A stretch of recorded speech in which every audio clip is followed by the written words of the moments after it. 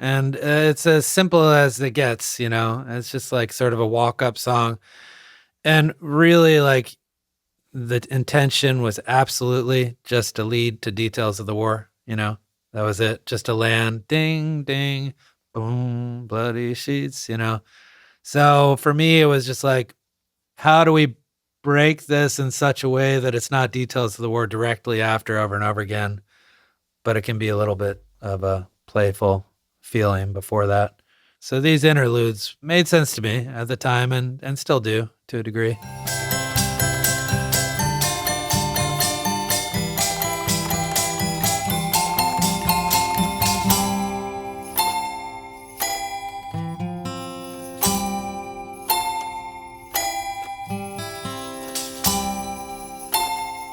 Bloody sheets, tenderly she moves me. An opera star dying hard for love. The first line for details, if I do say so myself, is pretty good. Bloody sheets, tenderly she moves me, an opera star dying hard for love. To me, like the almost like maudlin or like completely melodramatic aspects of like young romance. Bloody sheets being like, I think I was trying to refer to her having her period, that sort of thing. Like pretty like useful imagery, I would say. You know, opera star was obviously like, was intentionally like over the top, you know, but yeah, I like that one, especially at the end, because it gets to my whole like general antagonism, I guess. And the line, you will pay for your excessive charm. I was pretty happy with that too, you know. That one, again, like I feel like I was in a big magnetic fields phase. And, you know, a lot of this album was inspired by coming out of a relationship in my early 20s. So, you know, all the fireworks going off in my head as a result. At the time, everybody was like, oh, was that like a protest thing or something? I'm like, no, not at all. I mean, it's the war being a relationship, you know, essentially, you know, which I think upon further review of the lyrics complete, people would get. You say I'm hurt, I will take your word.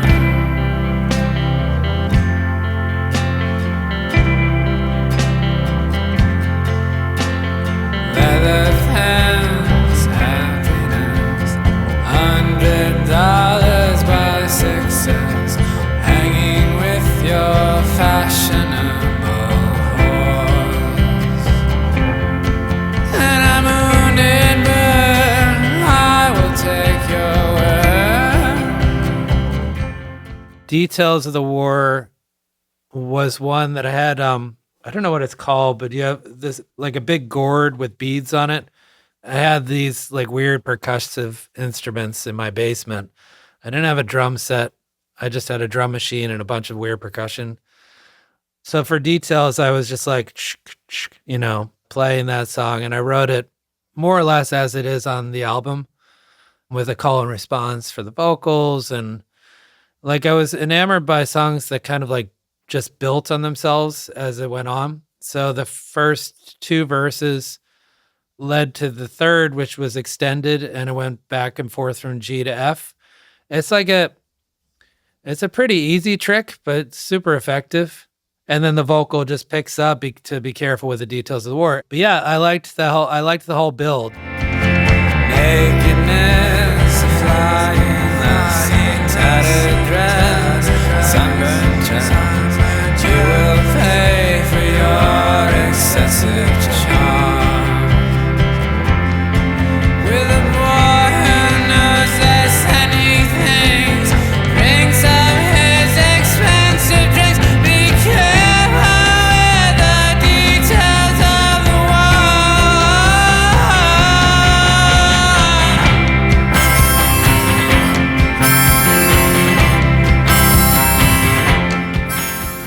I was pretty happy with the sort of build quality to details, and building into Yellow Country Teeth was important to me too. So the idea of that like that tail at the end of like whoop, whoop, whoop, whoop, whoop, and then coming into Yell Get Your Teeth was a cool effect.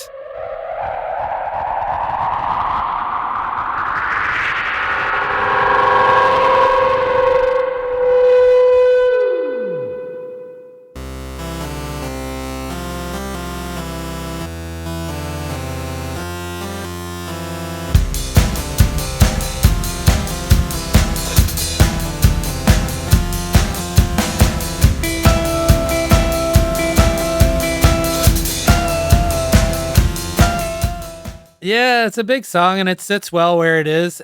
To be honest, I didn't really think very much of it when we recorded it. It was not at all my favorite, but I get why people respond to it. I think a lot of it has to do with Sean's propulsive drumming, and his little hi-hat hits. It moves in a pretty helpful way. And probably the New Order, like the bass stuff, not starting on the root was a pretty important thing to me, and not just hanging around the kick either. Less of a root against the kick and more of a counter melody. And Tyler was a great bassist, and so he just kind of like moved wherever he wanted to. It wasn't sort of like a John Entwistle type of thing where it's just like way out. But everybody was encouraged to kind of like explore and not play in a regular fashion if they could help it.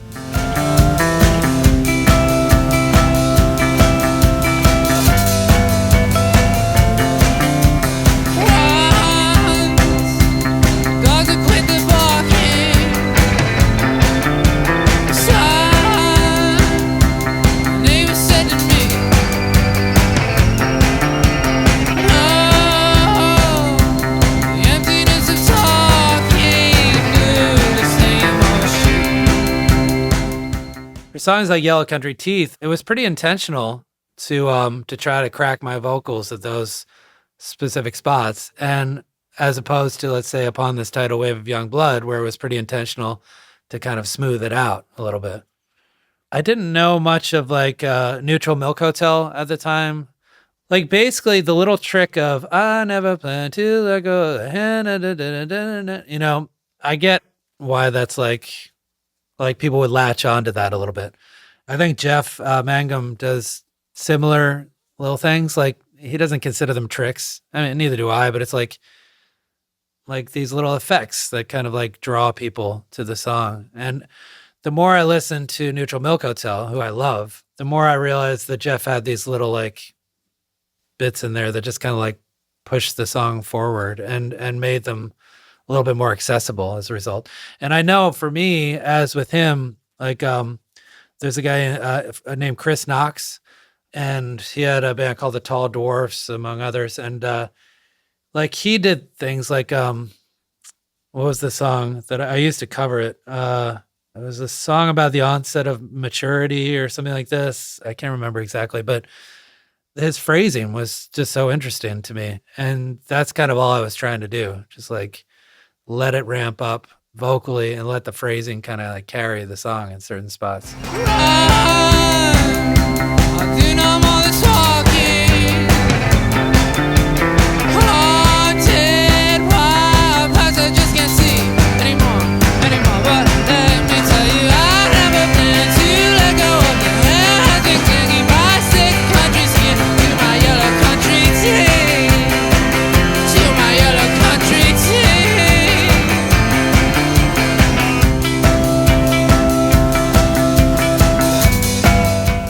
Yeah, this one, literally, it was just, and I think it might have been a practice where we just kind of started doing this and probably did it for like 3 minutes or something, or 5 minutes.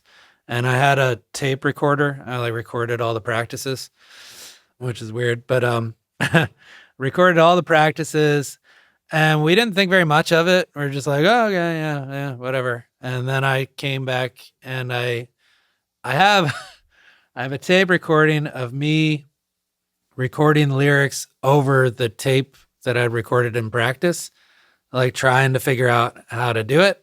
I think they all came pretty quickly at the time.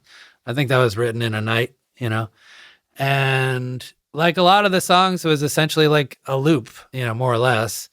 The vocals kind of like signified where it would ramp up Once the dogs could the da, da, da, da, da, da, da, da. But like the band is doing the same thing, It's just sort of the vocals are.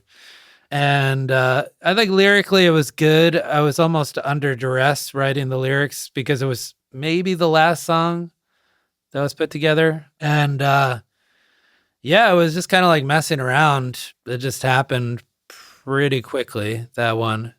And almost like just tacked on as an afterthought. Far, far away from West Virginia, I tried New York City, explaining that the sky holds a wind, the sun rushes in, try with a shotgun to shoot down all the bees that sting. Oh, this boy can use a little sting. All right.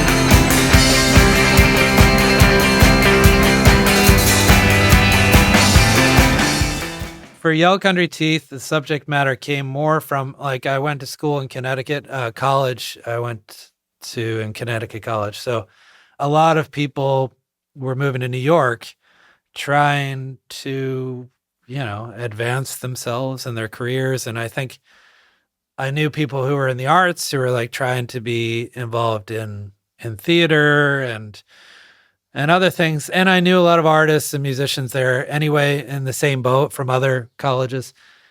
And, the quality of like this city like chews you up and spits you out, type of thing. Like people coming with big intentions and big ideas. And already at the time I was starting to see things start to fray a little bit. And so that was more or less the idea, where people are coming from places like West Virginia, having grown up and trying to take on the big city and having, suffering from a little bit of a naive and potentially narcissistic miscalculation of what that might mean. People going with the right intentions, but also the wrong intentions. To me, I always was unnerved by people who desired to be noticed, which is kind of funny, being in my position and everything, or getting up on stage all the time. I do like communicating to an audience directly, but it was never my intention. Like, to me, the Beatles had it made, just like making albums in the studio and not really going out there too much. And I thought it's the same of Brian Eno. Anyway, so for me, I was very suspicious of people who just wanted to go to like make a name for themselves, regardless of what kind of art they were creating. You know what I mean? So it was a little bit of like it wasn't an attack. It was just an observation, that song.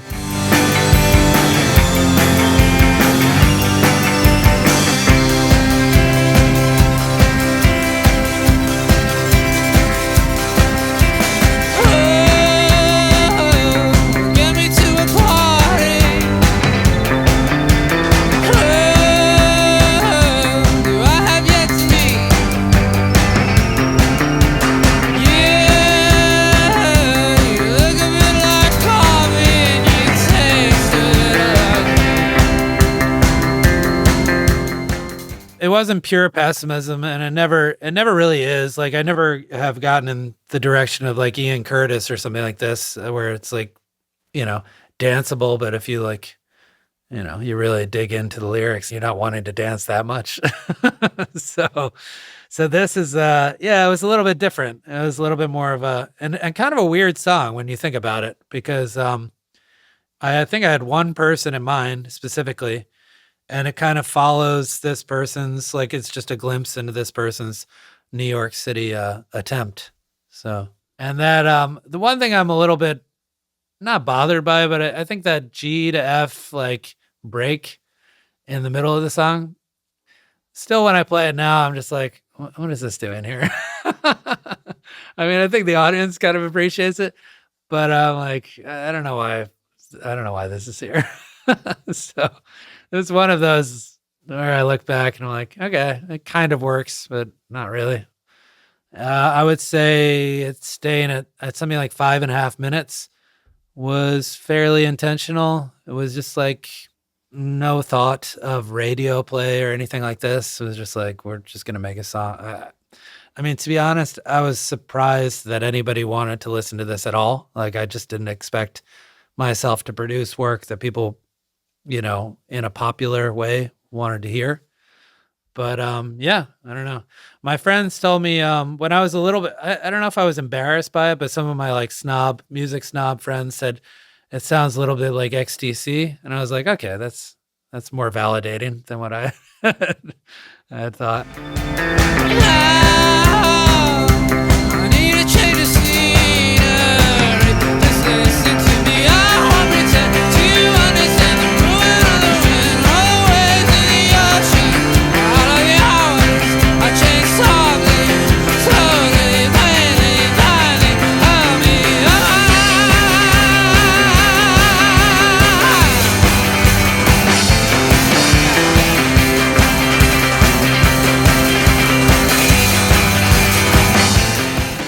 I wrote a lot of these songs when I was like the initial version when I was like 18 or 19 or something. And then I tried it. And to be honest, like back then, I think I still have recordings. And so I had the structure of a song like Is This Love?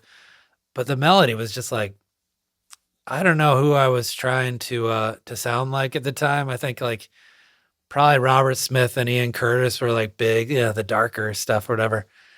And then I remember I was practicing with the band that song, and I was struggling with the approach to the melody. And it's sort of like a lot of the songs where I was just like, you know what, I'm gonna like scrap the whole thing and just try something else that seems a little bit more compelling. And I just kind of let go on that one to get there's so much different than me as I know.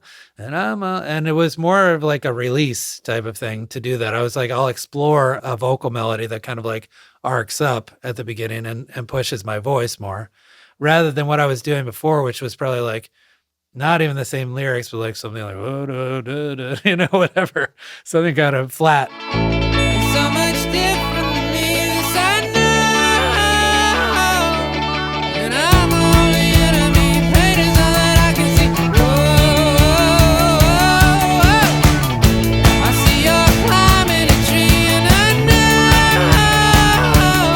that it's easier to be a boy in the end than the ground. Is this love? Yes, it's love. No, it's love. Must be love. This is love. Yes, it's love. No, it's love.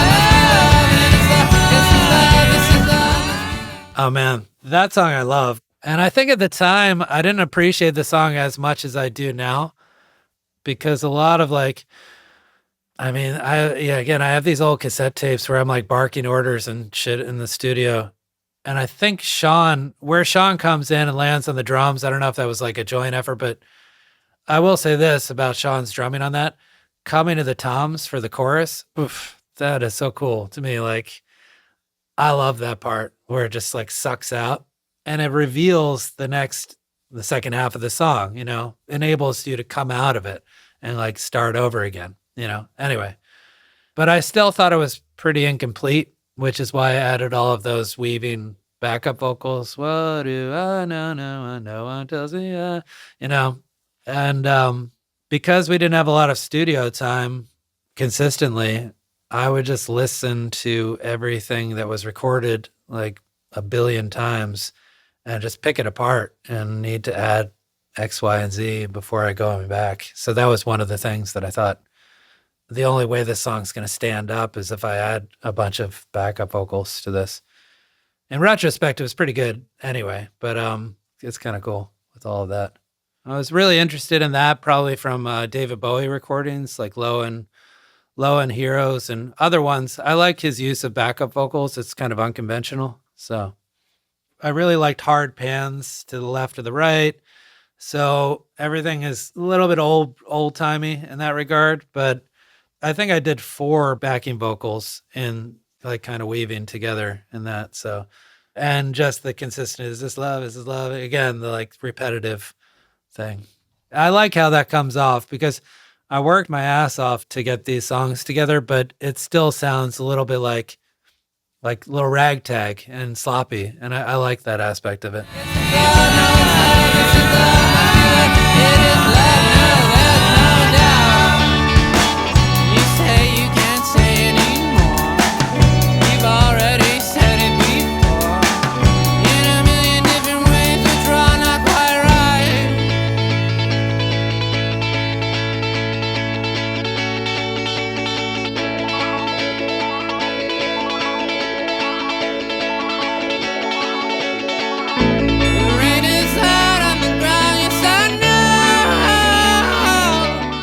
That has to do also with like all of the scary aspects of love. Like you're in love with someone, but it's really kind of a confused mess, you know? Like you're so much different than me and I'm my only enemy. Pain is all that I can see. Which I was probably accused of, and I have been, which is maybe fair. I don't know, but especially in the early 20s, it was probably like, yeah, that's fair. So it has to do with like you're in love, but you're having trouble understanding how to get along or what to do with that. Let's put it that way. But it's still love, you know, whether you like it or not.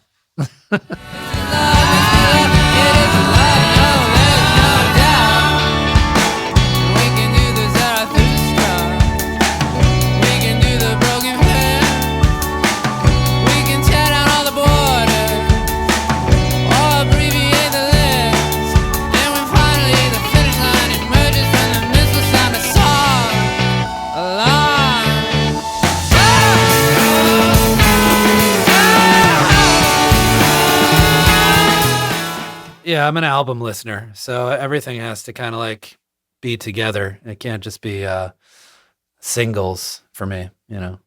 The only mistake, and I've been saying this on this tour, or one of the mistakes, was I got a little confused when it came to this "Is This Love" part, and it's pretty obvious because like a song that's in the key of A coming out of a song in the key of C, just like rising from a tailing synth line or just a synth chord. It was a little ridiculous, but it doesn't make much sense at all. So there I was just like, I think I was a little confused. It probably would have worked better if the that just started the song rather than some fade in, but whatever. So is heavy metal the beginning of side 2? I keep saying that Is This Love was the beginning. I can't remember. Is heavy metal the first track on side 2 or Is This Love? Damn it. I keep saying the wrong thing when in the live shows then. It's all right. That makes more sense actually, because to have that fade out of Yellow Country Teeth, but to be beginning side 2 really doesn't make any sense. So yeah, heavy metal beginning side 2.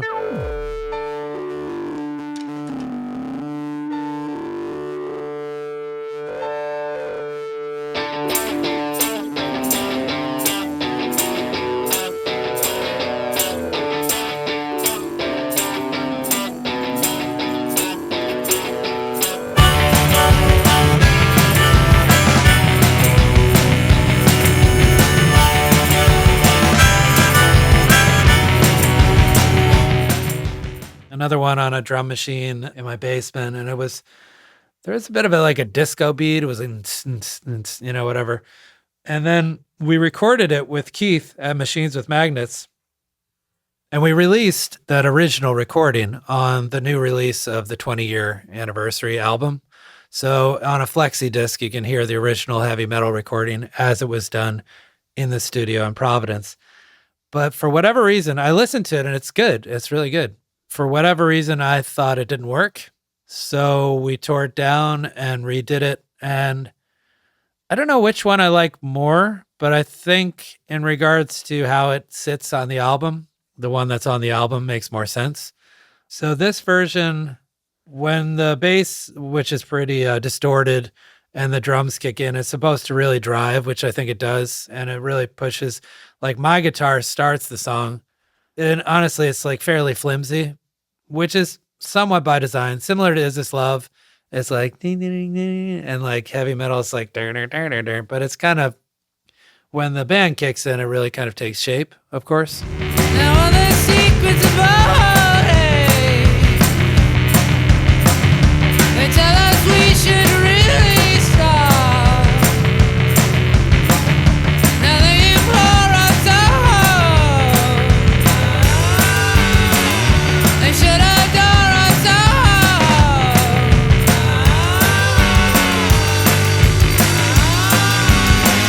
It's been a year and now When I moved back to Philadelphia from New York when I was like 21 or 22, and I started really working on all these songs and playing live shows, I realized how much I could exploit the higher register of my voice, which was kind of like sort of news to me. I would play these shows out and I would think, oh, wow, they like it when I kind of like hit these higher notes and crack my vocals and stuff like this. So similar to Is This Love? I mean, the vocal, like the melody was similar for the original like demo. All the secrets of old age. Yeah, like Is This Love? You're so much different than me, as I know. I did a lot of that, like running up and coming down. And similar to Is This Love as well, I'm pretty sure Sean kind of comes to the toms on the chorus. It has a nice driving propulsion that even is able to ramp up when it comes to the chorus. But it was one of these songs where it's like, yeah, like over and over again, sort of a little bit of a precedent for everything else.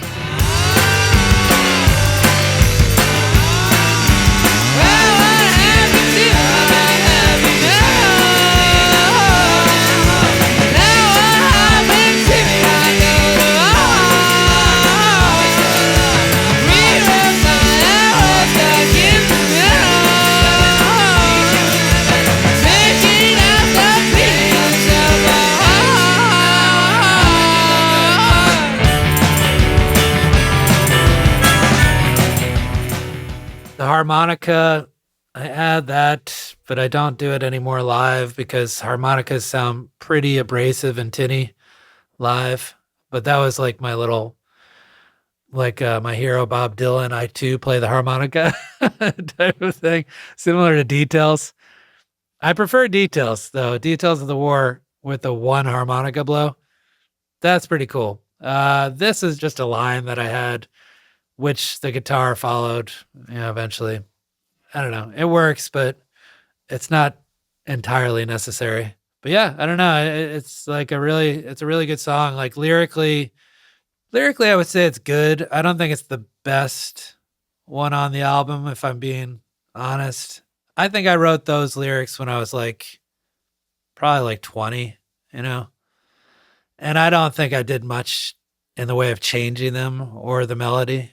And the secrets of old age, they tell us we should really stop, like people having conflicting opinions of what constitutes a healthy relationship.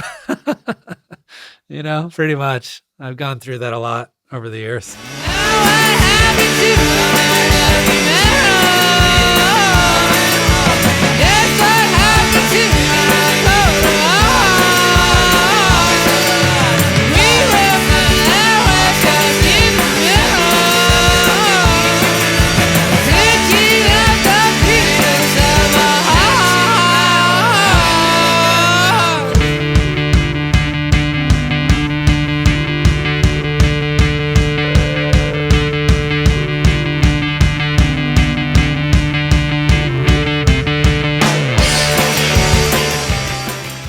I really like the end. I like how the everything kind of sucks out and hangs a bit. That's really effective live. That one's really easy to play live for that reason. It's really it really kicks. And I often close shows with that one. And it's a pretty powerful one.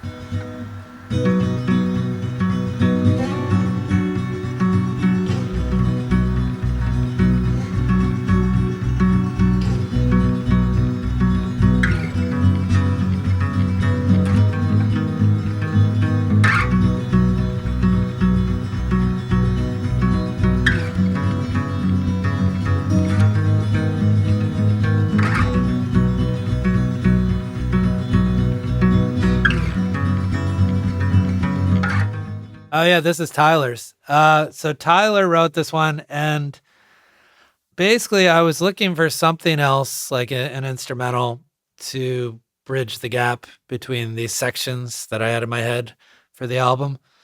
And Tyler gave me like a CD of his demos or whatever, his recordings. And I was like, I like this one. And I was like, maybe we just plop this in before Home on Ice. It's got a similar kind of vibe to it. And I even suggested the title. This is how much of how kind of ridiculous I like, a little bit controlling, I guess, about things. Blue Turning Gray was the name of my jazz teacher, Tonino Montella's band in Philadelphia that they used to play the Four Seasons, and they were called Blue Turning Gray. And I was like, this kind of feels like that. So we put that on, and it's kind of cool. It does its job. Like, something needs to come down after heavy metal.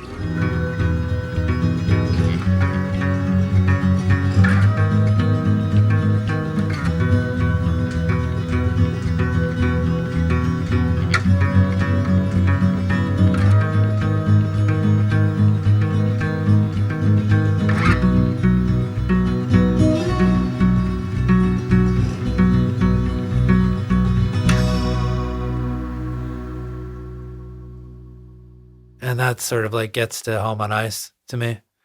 It's cool. It, like, again, similar to Sunshine and Clouds, it's meant to just like set up the next one.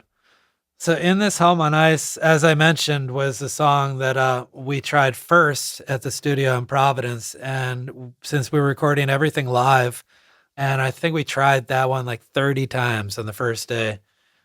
And we nearly gave up. It was a bit of an existential existential threat to the whole project was that particular song, because we're like, I guess we just can't do this. Like, we just don't know how to make it album, you know? To Sean's credit, I mean, it is one of those songs, as I mentioned, like there is a bridge. It does have more sections. There is a build to the end.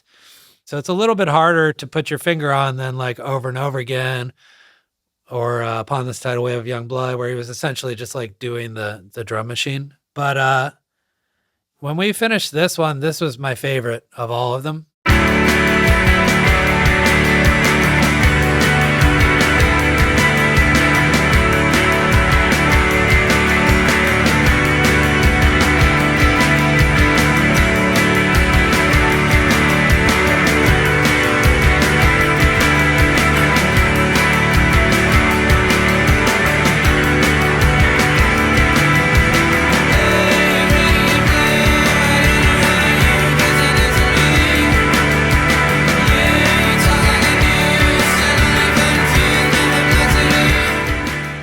My idea for this when we played it was to make it, you know, My Bloody Valentine was kind of, I wanted like all things working at once. This is why the double vocals. This is why there's a Juno synth. And then I put an organ as well, like underneath it. So the organ is just like do do do do do do, but it's like it's supposed to all blend together. The guitar line and the acoustic guitar, yeah, it's all supposed to just kind of like morph together somehow. I like that one. We played a little different live. It's harder to make that one work live, but for the album, yeah, I like it. And it's a little bit strange because Sean's kind of like on the ride for a lot of it, and it's pretty crashy, like even through the verses. But I think it's really cool.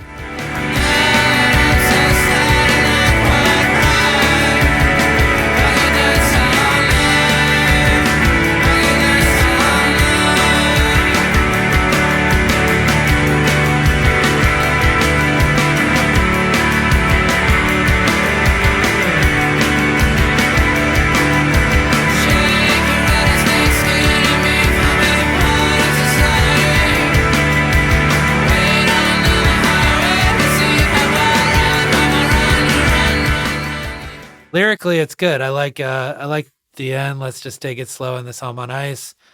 I like the first line, blue, you radiant blue. I don't know how you can stand next to me. You talk like a noose and only confuse my perplexity. I think those are pretty good lyrics, you know, a bit dark. You talk like a noose. I was like, you know, that's a little tough, but still works. Not too bad. Yeah, and let's just take it slow in this Home on Ice. I like the title.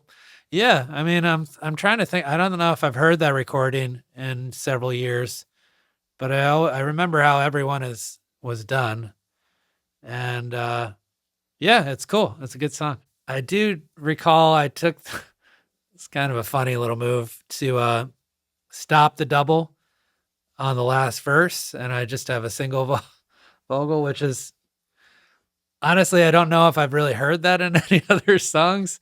But I was just like, I'm gonna cut the double now, and now I'm just like, I don't know what prompted that, but it kind of works, you know. It's like it kind of works.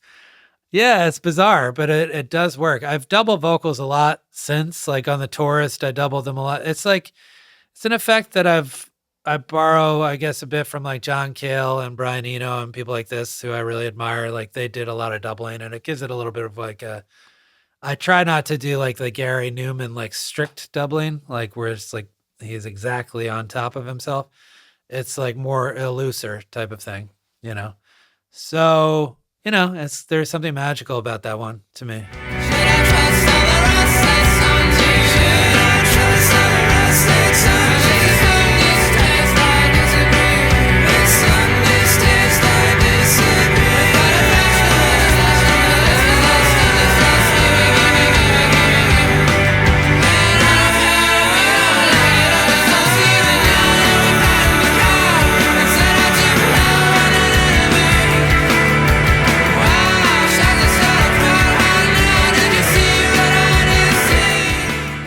When we started getting a lot of attention, I was so like removed from this sort of thing that I thought it was really bizarre. I mean, like to me, I knew a lot of friends who I respected in Philadelphia who I thought did good work, and nobody cared about them.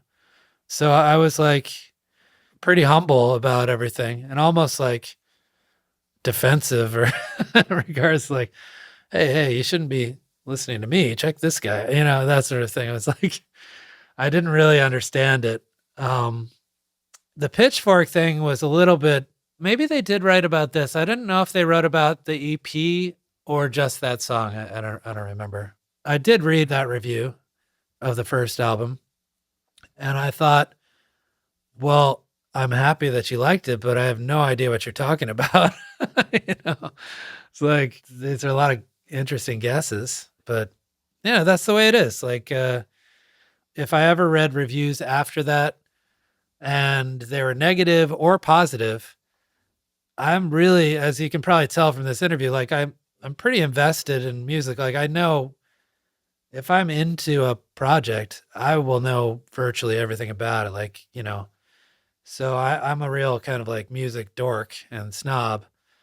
And so when somebody writes a review and it's negative, oftentimes the thing that bothered me was like, when people evaluated things, it was kind of like, well, we just don't like the same types of albums. I guess that's it. You know, beyond that, there's nothing really that I can draw from this that I could actually work on. You know what I mean?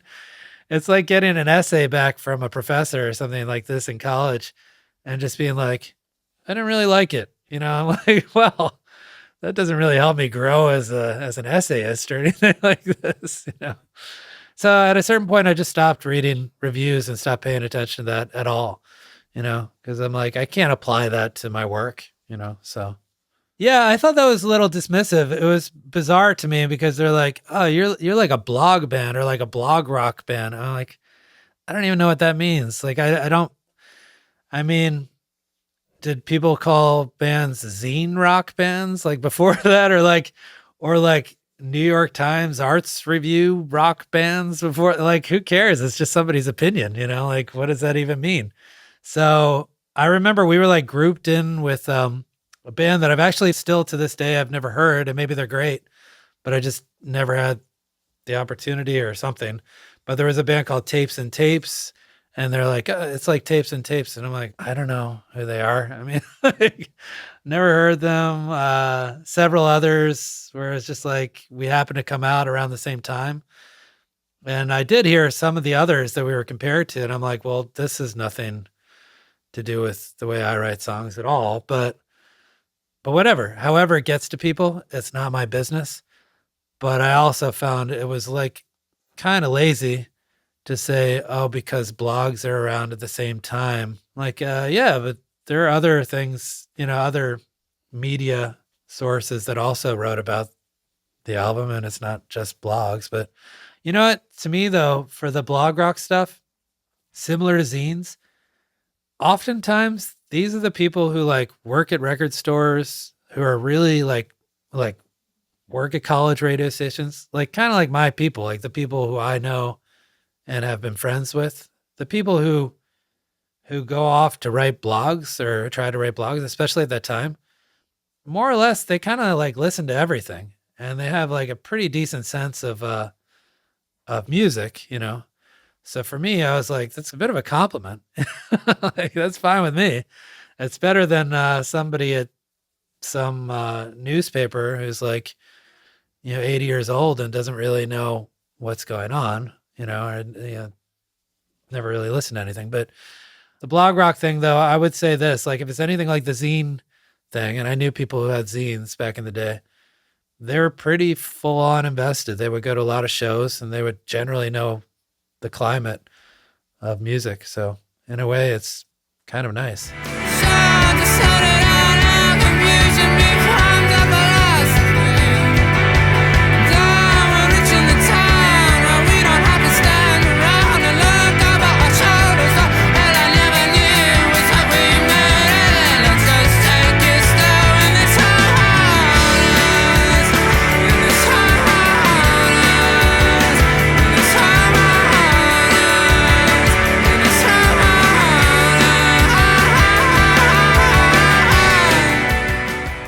I actually just came across, because I'm doing a bit of a nostalgic trip myself in my studio with all my cassette tapes and old CDs. And I dug up a lot of the original demos that I did in my basement in 2001 or 2 or whatever. And this is one that I did. Apparently it had the name was Penny. I don't know why, not Sally. Sally at the Pavement. It was Penny. I don't know where Penny came from. But I was... It's in the basement by myself, and I had all the elements in place. It was just a song that trudged down. It just descended for the entire song. It was kind of cool, I thought. But I was playing a cardboard box for percussion, which was interesting.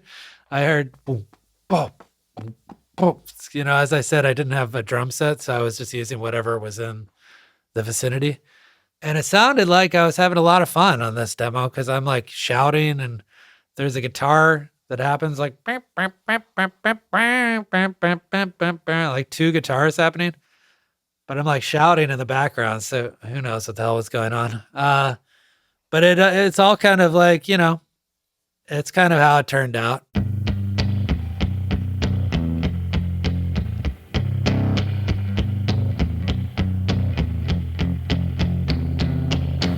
The pavement, wires in a hand, size rearrangement, I'll never understand. But little did I wonder, little did I try, a little bit of thunder, a little bit of light. This song, I guess, was made with Keith. If you listen to a lot of albums, you can tell the difference. I mean, I can tell definitely.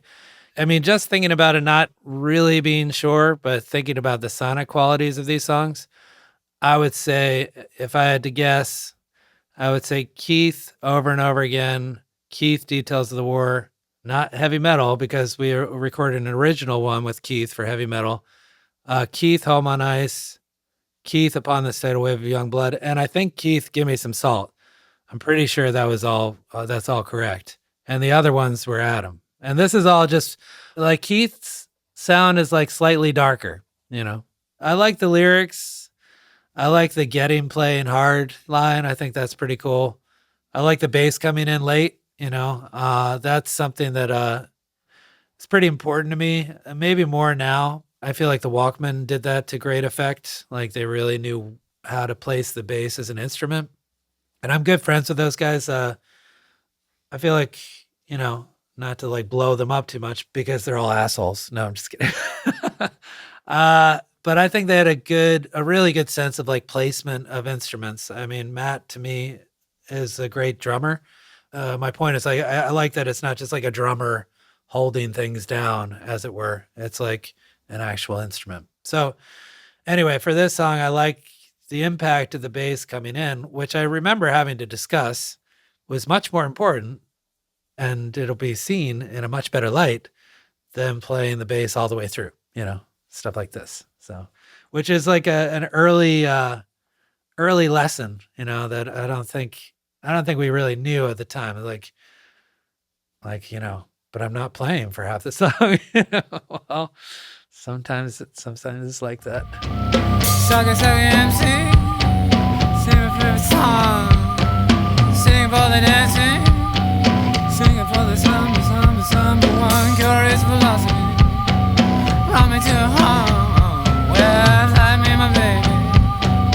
Give me some sun, give me some sun, give me some sun, give me some sun, give me some sun, give me some sun, give me some sun, give me some sun, give me some sun, give me some sun, give me some sun, give me. Sucka MC, sing my favorite song. Yeah, there's a bit of that. I was brought up, I'm from Philadelphia, and I did hit the like golden age of hip hop, so I was like, we were all really admiring of all of these, like you know, De La Soul, Black Sheep, Tribe Called Quest, you know, DOS Effects, whatever, like all of these hip hop people were coming out. So that probably had a stronger influence than I even realize now, you know what I mean? And yeah, I mean, it's like a very mild tribute to that sort of thing. But it's just fun. It's a really weird one, and especially the boom, boom, boom, boom, boom at the very end. I don't know what I was doing to prompt that, thinking that that was a reasonable thing to do in my little basement studio, but I play it live now, and I play it at the same time as Todd, who's playing bass, and we're just looking at each other like, what are we doing? I mean, it works, but it's like, why does it work? I don't know. It kind of does.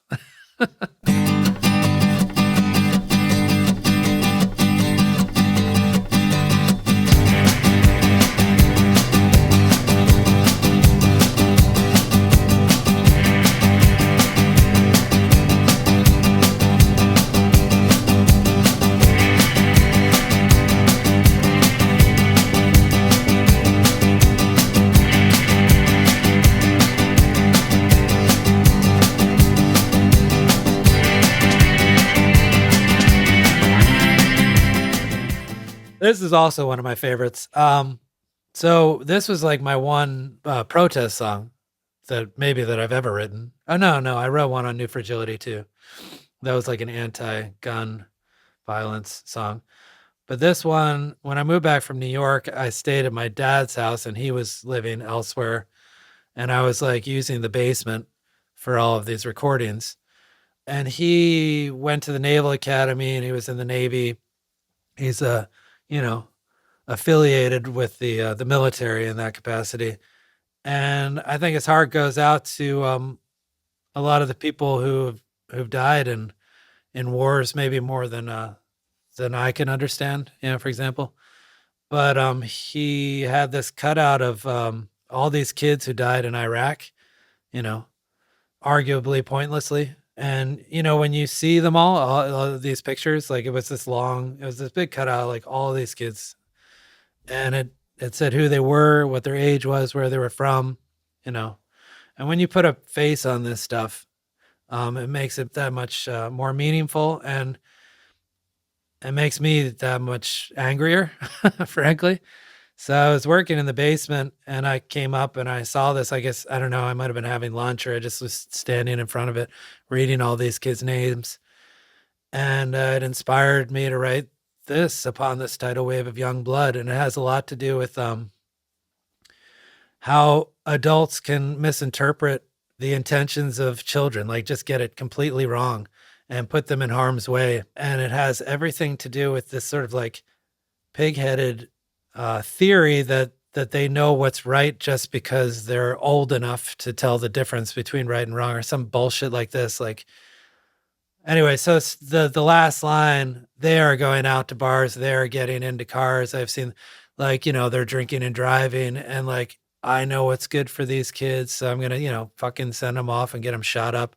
That sort of thing. I was like full of that kind of anger. America, please help them. That's that. At that time, I had a real sense of like the country. I mean, it's even more difficult now, but maybe. But at the time, I was full of anger for people who were in positions of leadership, trying to tell people what to do and being cowards themselves. And I had evidence in front of me of kind of their cowardice, and so I wrote a song about it. Now that everybody's here, could we please have your attention? There is nothing left to fear. Now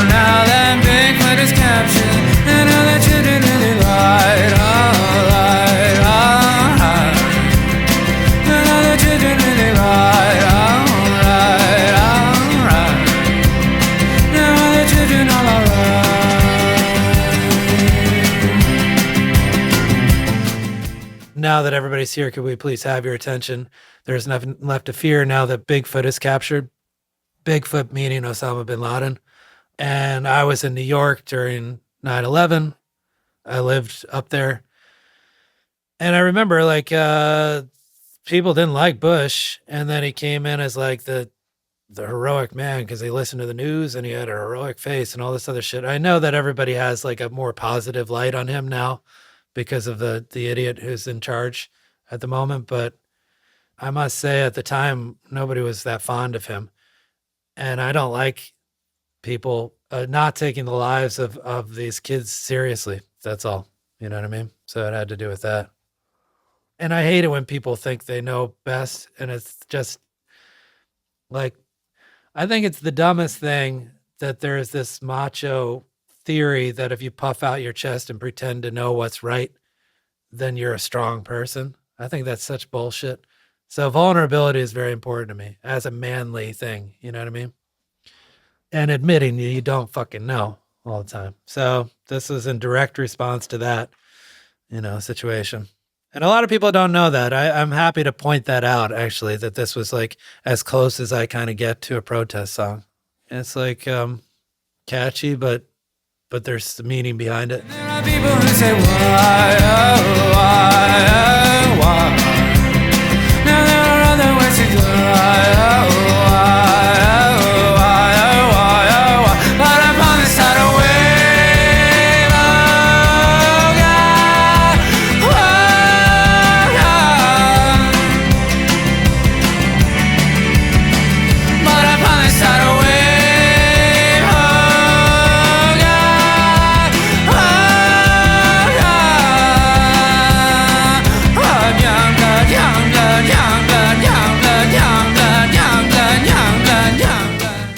And the repetitive scenario, like I feel like, I mean, maybe a bit of Patti Smith there, obviously Van Morrison. I like the effect of like, hammering on a lyric, if it makes sense in the context of the song, of course.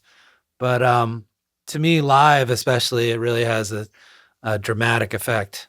I mean, we even counted upon this tidal wave of Young Blood. We even counted how many times I sang Child Star, and it was 30. And I was like, oh my God, I said that 30 times, but it doesn't feel like it. I mean, or it does. I don't know, whatever. Oh, okay. So that's another thing that I can say about tidal wave is that it was kind of hilarious, but so not only did I count 30 times did I say Child Stars, and that was interesting, but also when after mixing, we went up to this guy's studio. His name was Joe Lambert, and he was in Midtown Manhattan, or I think it was just me and someone else from the band, and Adam Lasses was there too. And the song I think it had a fade, but it lasted just like a couple measures too long or something.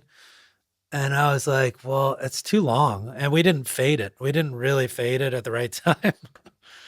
So, a bit of an oversight. And I was like, I don't like where it ends. It's just slightly too long. So in the studio with the tape machine, because it was recorded to tape, right? I was just standing there. I was like trying to time the ending. So that's why the album ends as it does. I was like, Child Stars, boo, I just hit the stop button on the tape machine when I thought it was the right time to finish. So, yeah, so that's kind of cool. That's a cool little aspect of that song. Good way to end the album, too. We are meant to stay alive. Who send your children away now? We are calling from a tower, expressing what must be everyone's opinion. They are going out to bars and they are getting into cars. I have seen them with my own eyes. America, please help them. Now they are child stars, child stars, child stars, child stars, child stars, child stars. I remember, nobody knew us. I don't know if we really petitioned or tried to negotiate anything with record labels. I think we did. Actually, we got it mixed, mastered. Everything was like, I was working some like carpentry job and restaurant job, and I paid for it. It was a very modest amount with this stuff, and just printed up copies, which were bought immediately. A lot of CDs, but a lot of what was happening was like we kind of released it in 2004, but a real release was 2005, like the one that the general public knows. But it was kind of finished in 2004, so I think we were already starting to like sell it to people, through a website or whatever. And I remember we were already like getting attention for live shows. And I think people who liked us live were like a little bit lukewarm in the album, but it started to kind of like join together. And like, I remember we were getting so many orders for CDs that we had to have like UPS drop off like 20 boxes to apartments, and like I delivered CDs myself to the independent record stores, and they were like, "Oh, what is your capacity in the band?" And I'm like, "Well, I'm not the manager. I mean, I sang on this," and it was pretty cool because it was like soup to nuts. Everything was being done, and I remember this. So we played a show with the National guys, and I think Aaron called me and asked if we wanted to go on a tour with them. And I was like, you mean play somewhere that's not New York or Philadelphia? That's such a weird concept. And then my next thought was, we're running to like post offices all the time to sell our CDs. I'm like, how are we supposed to make this work? Like, are we supposed to bring boxes and like go to post offices in different cities to like mail out the CD orders because we were doing it ourselves? Then we figured out then I discovered that you work with a distributor and all this other stuff. So that's what we did. Kept it independent, even though record labels were interested. And it wasn't like, no offense to any of them. I know that some of them might have taken it personally, but it was just the nature of independence was kind of important to me at that time, especially at that time. I mean, I've been independent since, but especially at that time, it felt like everything just felt like that. The album felt like that. The way we were all doing it felt like that. I don't know. It just seemed to feel right to be independent. And I was really, really, I think a little bit heavy-handed about that stuff. I think we hired a manager eventually, but I was like very specific. I said, I want to do public radio and college radio. That's all. And I was like, I want to play at like art museums or art galleries. I want to do stuff like that. Obviously, for better or worse, when things start to get bigger, it starts to get a little bit out of your control. I mean, for me, before I did an interview with a magazine, I would want to know what that magazine, like what they stood for. You know what I mean? And I remember I was doing research on like everyone. And then eventually it got to be too much. I mean, I did 15 interviews straight in Milan, flying from France to Milan and then flying that night to Berlin. So in other words, I think I just resigned myself to being a little bit like out of my control. So, which is fine. Finally, the healthy thing to do. It's okay. And when everybody said, hey, how does it feel to now be successful? I was like, well, to me, still, success is knowing when you're finished an album and then being confident enough to put it into the world. Really, that takes a lot of audacity. And that was more success to me than like you moved X amount of units and like people know about you in Australia or something like this. That to me is just like popular, not to be confused with successful, I think. I mean, I think it was because I was getting a lot of attention already for like in a smaller fashion for my acoustic live shows. And during that time, starting to see it a little bit with the live shows with Clap Your Hands. So I could sort of see it coming. Like it wasn't like a total shock to me. But I think, it was also just like a fantasy of like, oh, this might happen. And, it was just a play on that idea. Success is so forbidding, but it makes me think I'm winning. Yeah, I mean, I just heard a lot of horror stories too about people who, my big problem is like people would say, they would almost attach their identity to whether or not they were recognized in the street. And I thought that was that's kind of sad, and it has nothing to do with the work. Like nothing. Stars with the sex and the drugs and the rock and rock and rock and rock and roll. Hey!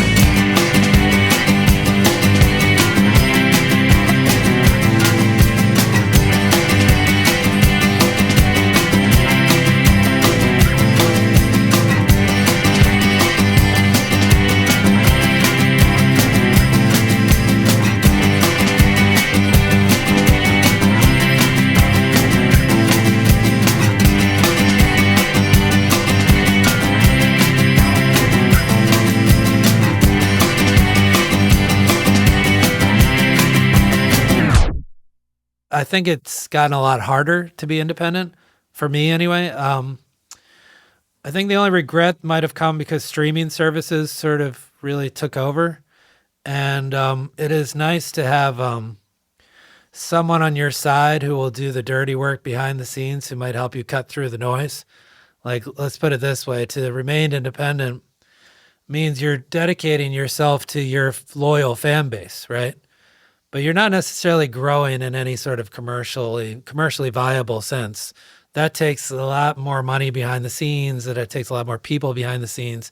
It's not the easiest thing in the world to do. So I would say this, like, part of me regrets that some of my, to me, better work has been overlooked. The Tourist, for example, New Fragility, Only Run, like, honestly, a lot of the stuff since the first album on an artistic level has been impressive, if I do say so myself. But I think it's a little bit more overlooked than it could have been if I had jumped in with someone. And, I don't really regret it, though, because I'm super lucky to have the fans that I do. And I think they're in it to win it, for the long haul. 20 years later, I think that I have the perspective to appreciate this album much more than I did 20 years ago when directly after it was finished. And I think a lot of that has to do with listening to the album a billion times before you release it, just the normal. Also, I think that I was pretty self-critical to the point at which I have trouble in the moment seeing things positively. So now I love it. So I love my little self on this album. Visit lifeoftherecord.com for more information about Clap Your Hands Say Yeah. You'll also find a full transcript of this episode and a link to purchase Clap Your Hands Say Yeah self-titled, including the 20th anniversary edition. Instrumental music by Jenna Riffis. Thanks for listening.